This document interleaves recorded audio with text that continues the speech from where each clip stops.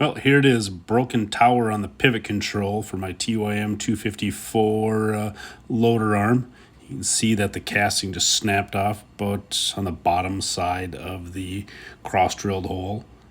So I took it apart, started looking around, figuring out what I could do. Ended up tapping the right side all the way down into the bottom, putting a bunch of Loctite on it.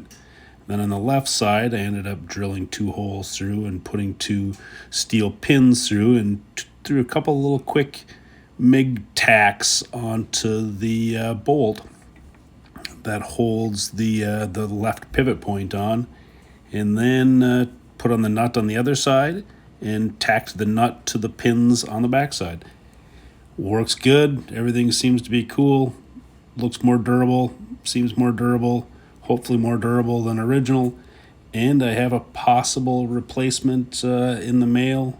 It's by a totally different company. All the dimensions look the same, and it looks reinforced. We'll see how it works, if it works.